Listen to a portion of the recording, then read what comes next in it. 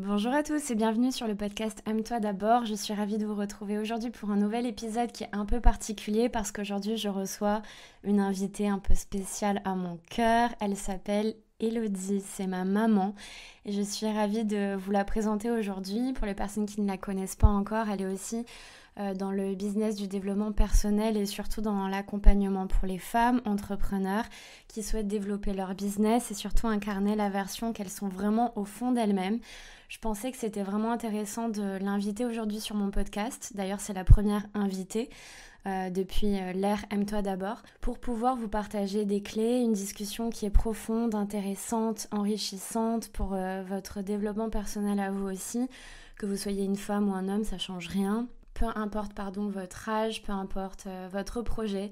Aujourd'hui, on va parler ensemble du sujet qui est trouver sa voie. Maman, je te laisse dire quelques mots, d'abord à ma communauté. Déjà, je suis très très heureuse et très honorée, émue d'être reçue par ma propre fille sur son podcast. Je suis très fière. Je suis aussi très heureuse de partager avec ta communauté. J'espère que ça les aidera, que ça ouvrira des voies encore plus. Alors, elles et eux aussi à trouver leur voie, puisque ça va être le sujet de l'épisode d'aujourd'hui. Déjà, merci maman. Ce qui est rigolo, c'est que à travers ce sujet, c'est vrai qu'on peut entendre deux contextes très différents dans trouver sa voie. Ta voie V-O-I-E et t'as aussi la voie V-O-I-X. C'est vrai que pour trouver sa voie V-O-I-E, parfois il faut aussi trouver sa voie avec un X, c'est-à-dire s'exprimer. C'est-à-dire oser parler, oser dire les choses et trouver finalement sa place. Moi, la question que j'avais envie de te poser, parce que du coup, on a 23 ans d'écart, ce qui est finalement très peu tant que mère et fille. Comment toi, dans ta vie, tu as su finalement trouver ta voie dans une société qui nous pousse constamment à rentrer dans des cases, à, tu vois, se soumettre un petit peu à ce qu'on attend de nous? Comment toi, en tant que femme, avec ton expérience de vie, ton bagage de vie, en tant que femme aussi hypersensible, surdouée, qui a toujours finalement essayé de rentrer dans des cases, mais ça n'a jamais fonctionné, t'as finalement essayé de te guider toi-même dans ton chemin, comment t'as fait en fait? Ça serait trop beau de dire oh, tout s'est super bien passé pour moi, je suis l'exception qui confirme la règle. C'est pas vrai du tout. Évidemment qu'il y a des choses qui ont évolué, évidemment, mais il y a quand même ce formatage, tu sais, cette histoire où on doit faire un peu comme tout le monde, où on a une espèce de règle de vie, tu sais, des trucs un peu bizarres que moi personnellement j'ai jamais, et toi non plus d'ailleurs, j'ai jamais adhéré à ça parce que je me suis jamais reconnue là-dedans. Et je vois que plein de gens avec qui je parle, avec qui j'échange aussi pendant mes épisodes de podcast, dans les programmes, peu importe dans quoi, je me rends compte que même si 50 ans sont passés, limite on a toujours un peu les mêmes problématiques. Ouais, ça n'évolue pas. Pas vraiment, à vrai dire. Moi, ce que j'ai fait, c'est que déjà, je me suis rendu compte que tout ce que j'avais envie de faire, tout ce que j'avais envie de dire, mon message, ce que j'avais envie de faire passer, ça n'allait pas dans le sens de la majorité des gens. Il y a beaucoup de trucs que j'avais envie de dire. Mais comme quoi, par exemple? Par exemple, que on est là, déjà, tu sais, dans cette version juste extraordinaire où il n'y a rien à faire vraiment. On nous dit toujours, en fait, que tu sais, il faut être la meilleure version de soi, il faut travailler pour devenir la meilleure version de soi. Et moi, je suis partie du principe où cette version de soi, la meilleure, entre guillemets, on l'était déjà, depuis toujours. Et que si on était né, c'était qu'on était né avec cette version de soi. Et à l'inverse de ce que tout le monde pensait, où on était un peu comme, tu sais, pas vraiment de valeur, où on arrive et puis notre travail de vie, c'est d'évoluer, de grandir, de grandir sa valeur, etc. Et moi, j'ai toujours vu l'inverse, en fait.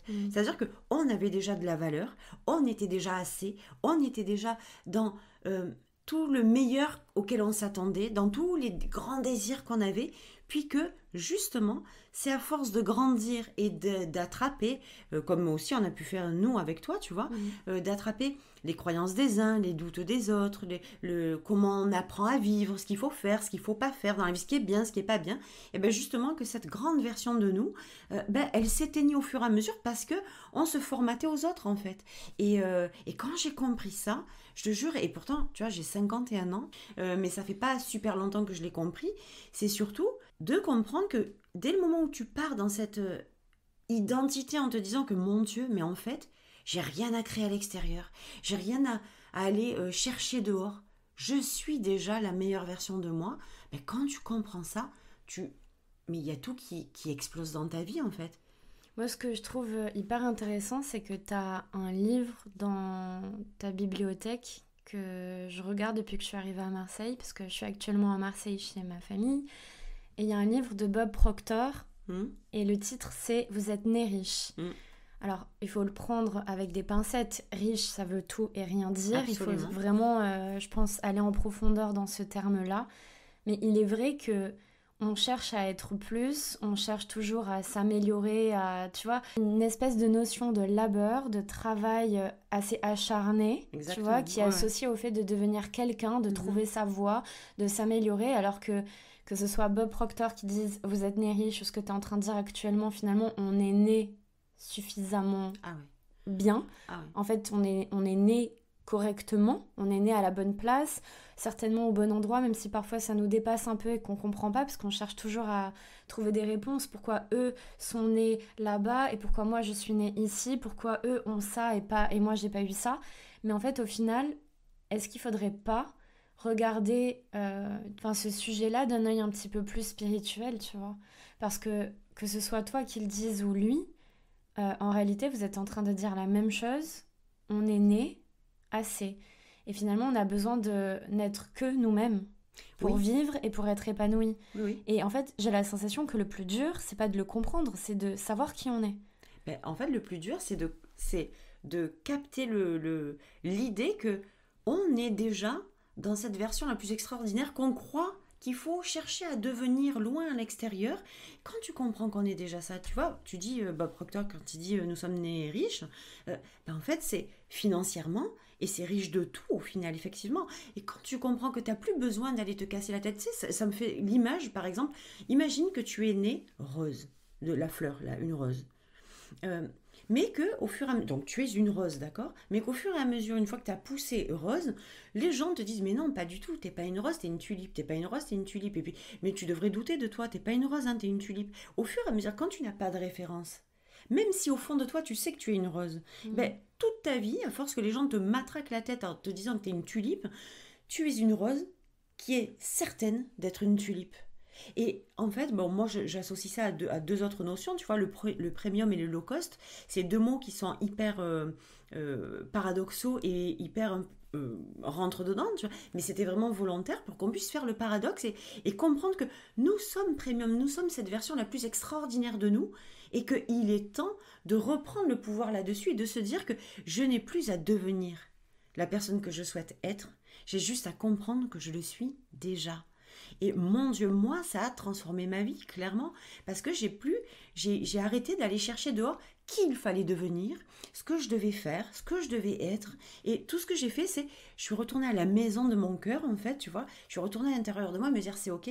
Si celle que je sais que je suis à l'intérieur de moi depuis toujours, je la fais éclore, en fait, mais ça change toute la donne. Au lieu d'aller me dire, mais qui je suis et trouver sa voie, c'est ça, en fait. C'est trouver sa voie à l'intérieur, c'est même plus la trouver, c'est s'y connecter, se dire mon Dieu, mais en fait, je l'ai trouvée parce que je m'y suis connectée. Je me suis attardée à me dire oh là là, je prends conscience qu'elle est déjà là, tu vois.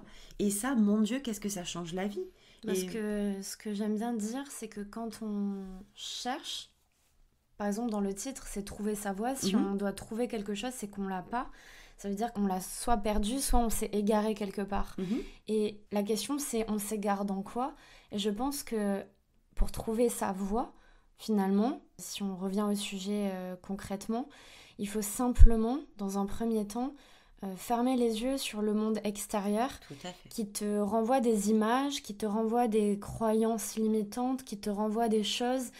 des projections en fait de peur, d'angoisse, de ce que tu devrais être ou pas, et commencer par te connecter à toi, parce que c'est bien beau de se connecter à soi, mais si on se connecte en parallèle aux autres, en parallèle au monde extérieur, on se connecte pas vraiment à soi. Absolument. Et je pense que la vraie clé, c'est vraiment de revenir à soi constamment, et j'avais fait une vidéo sur Instagram et TikTok justement qui parlait de ça, qui disait que quand tu vas pas bien, quand tu vas mal, justement, il faut que tu sois encore au plus près de toi-même. C'est à ce moment-là, justement, où tu dois pas t'abandonner pour trouver ta voie aussi.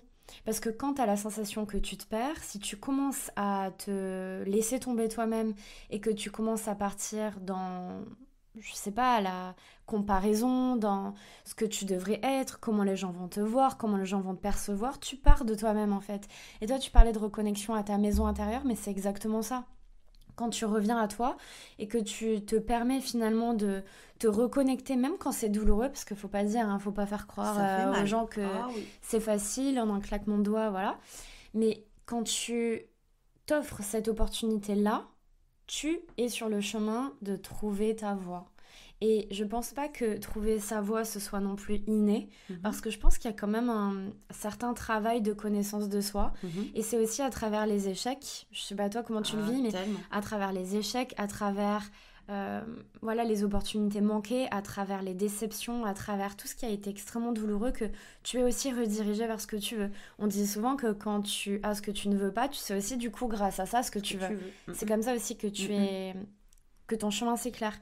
Mais moi j'avais une question, puisque toi tu travailles aussi dans le développement personnel, mais un peu plus axé quand même business et spiritualité, mais quand même business c'est un mot qui est très parlant pour toi, et enfin c'est ton moteur en fait dans ton entreprise. Quelle est la problématique que tu vois le plus régulièrement avec les femmes que tu coaches, pour toutes les femmes qui écoutent ce podcast, ou même les hommes, et qui auraient un rêve profond dans leur cœur, un truc qui les fait vibrer, mais tu sais, ces gens, ils ont peur de passer à l'action. Ils ont peur de le faire parce qu'il y a le regard des autres, et certainement si vous m'écoutez et que vous vous sentez connecté à ça, je pense que c'est des clés qu'elle va vous partager qui vont énormément vous aider.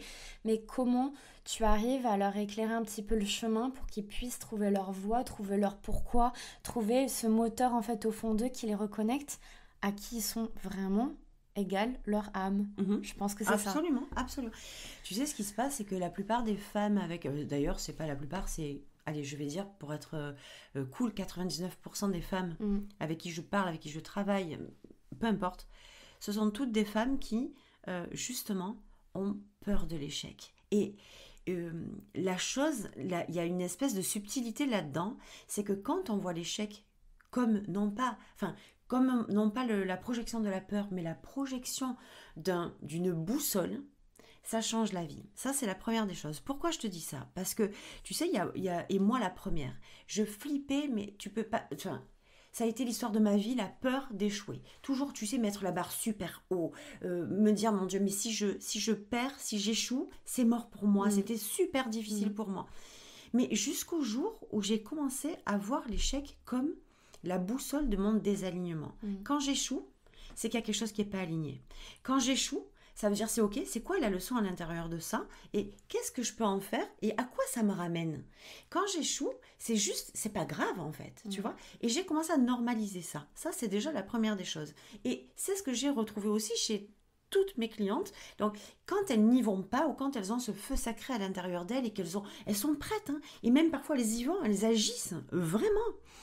Mais qu'est-ce que c'est qui fait qu'elles passent à côté? C'est qu'elles ne sont pas qui elles sont censées être vraiment. Donc elles font plein de choses, mais elles sont à côté d'elles-mêmes.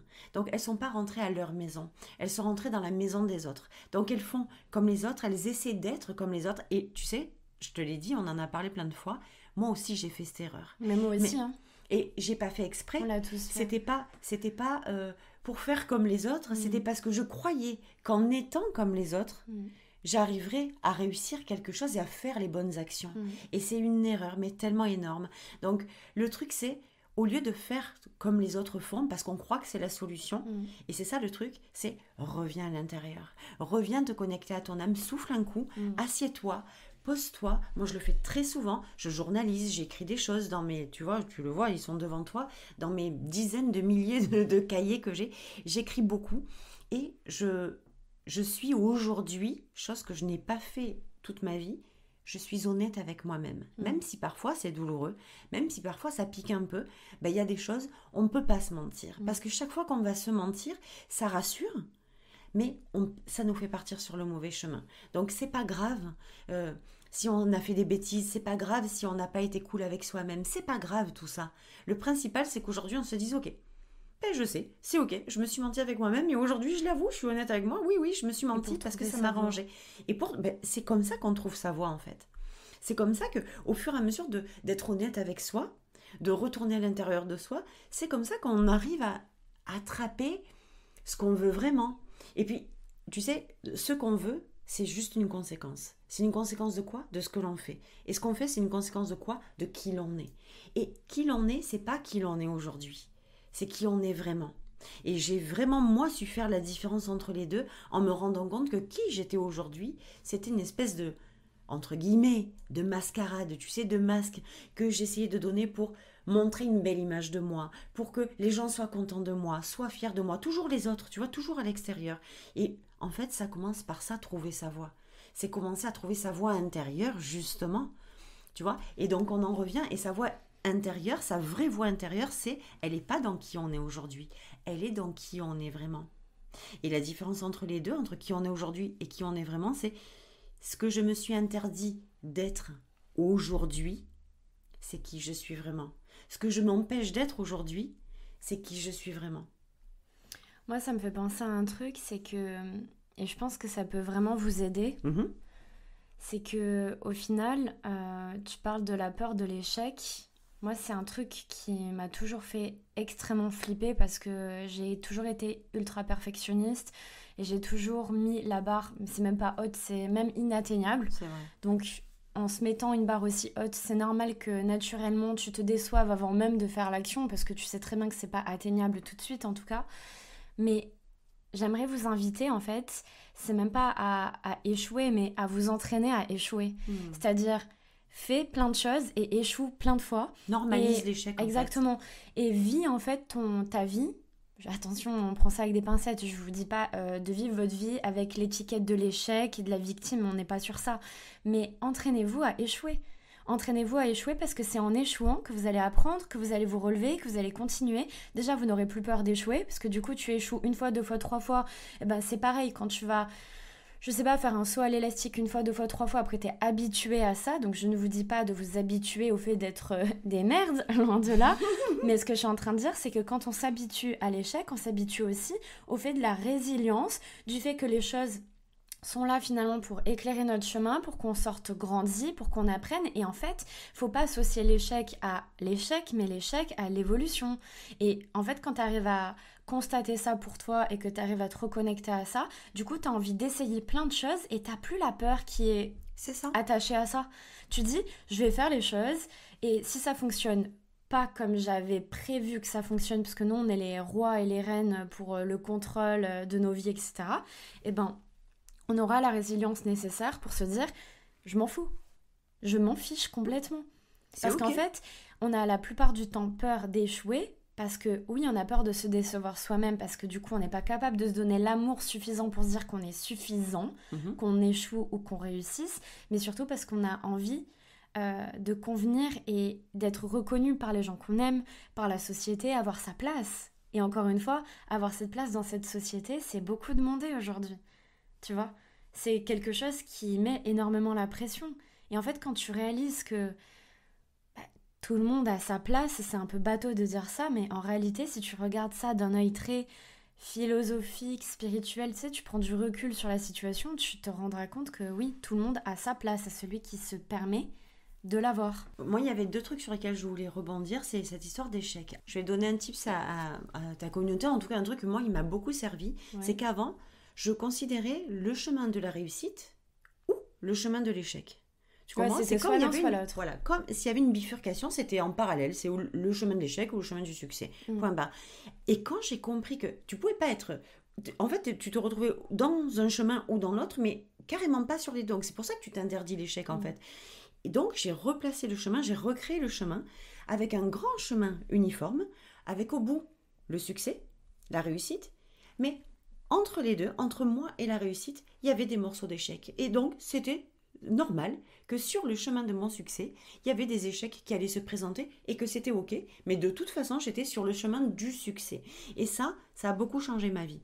Et la deuxième chose, c'est que il y en a beaucoup qui parlent de prendre leur place, trouver sa place, etc. Et moi, c'est un truc qui m'a jamais résonné dans les oreilles, tu vois. Et ce qui m'a arrangé de trouver comme ça, c'était de reprendre ma place initiale. En fait, c'est cette place avec laquelle je suis venue, cette chose que je suis venue réaliser, les désirs que je suis venue créer. Ma place, je l'ai déjà depuis toujours. Donc, Et c'est en devenant une tulipe à la place d'une rose que j'ai perdu cette place en fait. Mais si je deviens la rose que je suis depuis toujours, si je redeviens cette rose-là, alors je reprends juste ma place. J'étais pas là pour trouver ma place, comme si je n'avais pas de place, qu'il fallait que je passe ma vie à en trouver une. Ça me convenait pas, mais par contre, quand j'ai compris que c'était juste qui j'étais vraiment que je devais remettre en lumière, en fait, j'avais juste à reprendre la place qui m'avait été octroyée depuis toujours. Et comme si on l'avait donnée à quelqu'un ou qu'il fallait passer son temps à la chercher. Mais non, on n'a pas à la chercher. Quand on la cherche, c'est à l'extérieur qu'on va la chercher. C'est fatigant. Il n'y a jamais de réponse. Elle est où ma place? Elle est où ma place? C'est pas ça qu'on veut. Nous, ce qu'on veut, c'est la place qui est à l'intérieur de nous. On a à la sortir. Elle est dedans. On a à la mettre dehors. On n'a pas à chercher un truc vide à l'intérieur de nous, à l'extérieur. C'est tout l'inverse. Enfin, moi, en tout cas, c'est quelque chose qui a bouleversé, mais vraiment, dans la transformation de ma vie, ça a été un point énorme pour moi. Et j'espère que ça le sera, pour toi et puis pour ta communauté aussi. J'espère que cet échange vous aura plu. J'espère que ça vous aura un petit peu éclairé sur votre chemin. Moi, le truc que j'ai à vous dire avant d'éteindre cet épisode, c'est surtout que ne vous calquez pas sur ce que les gens disent, y compris ma mère et moi. C'est-à-dire, faites-vous votre propre avis. C'est pas parce qu'on a dit blanc qu'il faut suivre blanc. C'est pas parce que ça a fonctionné comme ça pour nous que ça fonctionnera aussi pour vous. En fait, la vie, c'est teste des choses pour toi et tu trouveras justement ta voie, tu vois. Il n'y a pas de règles, il n'y a pas de chemin, il n'y a pas de mode d'emploi. Je pense que le seul vrai conseil au final qu'on peut vous donner et qui sera applicable à tout le monde de façon universelle, c'est essayer, échouer. Soyez fiers de vous, donnez-vous de l'amour suffisant pour continuer à vivre de façon positive pour vous et vous trouverez votre chemin et votre voie de façon naturelle parce qu'il n'y a pas de règles, il n'y a pas de mode d'emploi. Et moins vous vous calquerez sur ce que les gens disent et ce que les gens pensent et ce que les gens font, plus vous trouverez votre voie à vous, votre voie personnelle qui vous appartient en fait. Unique. Voilà, votre voie unique.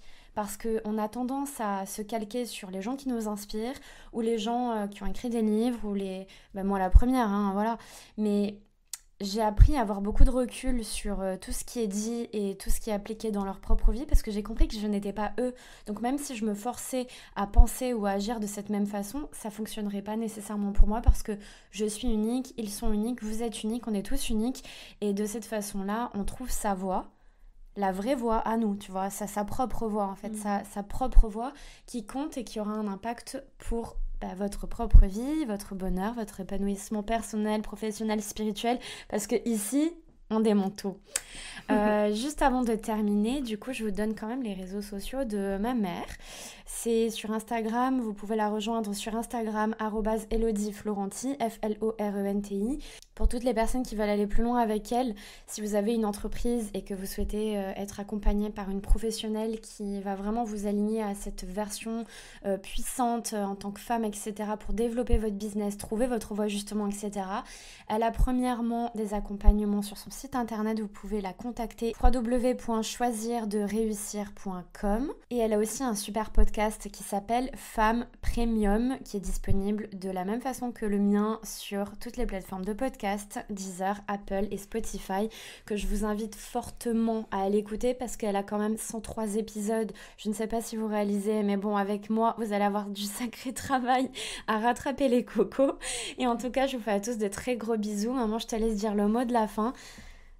J'ai été super heureuse de partager ce moment avec toi et puis avec ta communauté. J'espère que vous irez le plus loin possible et puis que vous accomplirez vos rêves en trouvant votre voie à l'intérieur pour créer votre voie à l'extérieur. Je vous embrasse à tous et merci de votre accueil. Merci à tous, je vous fais à tous de très gros bisous. N'hésitez pas s'il vous plaît à noter le podcast sur la plateforme sur laquelle vous l'écoutez et aussi à me rejoindre sur Instagram évidemment, @aime-toi d'abord podcast. Je vous fais à tous de très très très très très gros bisous et n'hésitez pas à le partager à tout le monde parce que je sais que cet épisode va aider de nombreuses personnes et c'est grâce à vos partages et aux notes sur Spotify, Apple et Deezer que vous permettez aussi au podcast Aime-toi d'abord ainsi qu'à tout le contenu qu'on vous partage d'exister et de perdurer dans le temps. Prenez soin de vous et à la semaine prochaine. Ciao ciao. Bye Bisous. bye.